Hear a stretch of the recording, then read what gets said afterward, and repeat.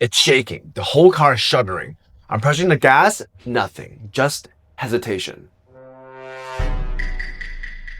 They tell you the Porsche 911 is the bulletproof sports car. The only sports car you can drive every single day without worry.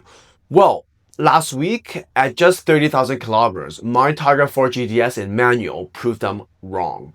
I was cruising on the highway when the car went into limp mode. The diagnostic? A massive engine misfire. I was staring down the barrel of a 4,500 repair bill.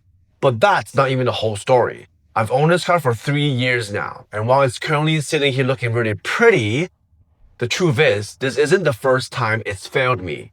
This is my long-term Porsche 911 reliability review, covering the 992 Targa 4 GTS in manual, all the ownership costs and the truths about the maintenance. I'm going to show you everything, including the Misfire Disaster, the broken roof mechanism, and exactly how much money and sanity I've lost keeping this car on the road.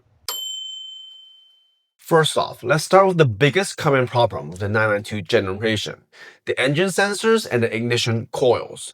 I was just driving normally, not on the track, not even redlining it, just commuting. Suddenly, the car starts vibrating like an old tractor. The power cuts out, the dash lights up like a Christmas tree, and that's what I saw.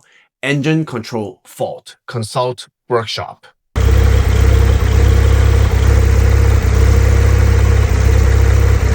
This is the paperwork, cylinder misfire, failed ignition coil. Now, if you know cars, you know this isn't a catastrophic engine failure, but on a modern 911, with its sensors and tight packaging, it is not cheap to fix. Parts, labor, diagnostics, the dealership quote will have been roughly 45,000 Canadian out of the pocket. Here's the reality check. If I didn't have the factory warranty or CPO, that money is gone, vaporized. But this is where the ownership experience gets interesting. If this happened in a McLaren, I'll be waiting 3 months at least for a part from the UK. Porsche had the parts in stock. They gave me a loaner and I paid $0. The warranty saved me. Again, and I say again, because the engine isn't the only delicate part of this car throughout the 3-year ownership. So let's talk about the elephant in the room, or rather, the huge transformer on my back. The Targa roof. It is a masterpiece of engineering. It is also a ticking time bomb. Over the last 3 years, this roof has developed rattles, squeaks, and needed adjustments. People ask me, is the Targa reliable? Mechanically, mostly. Acoustically, not even close.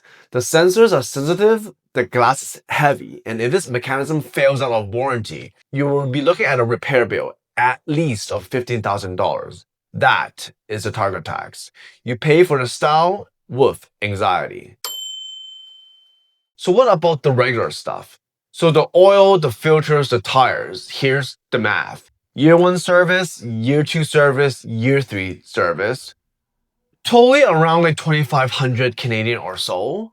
For a car that performs like this is shockingly reasonable. Think about it. A Ferrari annual service can cost that much for one visit. An AMG Mercedes GT will chew through brakes and tires twice as fast. Here's the health report of my car after the 3rd service. So on the top right hand side, you can see the brakes are basically brand spanking new, even after at least 10 track days. It's all green, so it's all over 5 millimeters. It's actually my 2nd set of tires, so you can see even after 4 track days, the left front and the rear front is yellow, which is still not bad, like 4 to 6. The back is over 7. So as you can see, over the course of 3 years, even aggressively and daily driving it, the car is actually holding up pretty well. Also, the unexpected repairs are scary expensive. But the expected maintenance is basically the same as owning a high-end SUV. So this brings us to the golden question. Is it worth the risk? Let's compare this car to its rivals. Maybe a Lamborghini Huracan or AMG GT. The Lamborghini is an event. It is fragile, the clutch, the tires, the attention. It's a nightmare to live with daily. Don't even get me started with the chassis and the suspension. The AMG GT depreciates like a stone. You lose 40% of your value just looking at that. And there it is. the 911 Targa 4 GTS. Yes, it had a misfire, yes, the room is complicated, and yes, it is a manual. But even after 3 years and all these issues, this car has retained a lot of its value. If you folks want me to do a video regarding its current value, leave a comment saying value at the comments down below and I'll definitely do a video very soon. So after 3 years, the repair bill might be high, adding the tires and stuff like that, but the total cost of ownership when you factor in depreciation is actually lower than almost any other sports car in this segment. You pay more to fix it, but you lose a lot less when you sell it. So, if you're looking for a Porsche 911 Spire guide or wondering if you should buy a used Targa, this is my verdict. 45,000 bullet was dodged, the roof is behaving, and the manual transmission is still the best in the world. Do I regret buying it?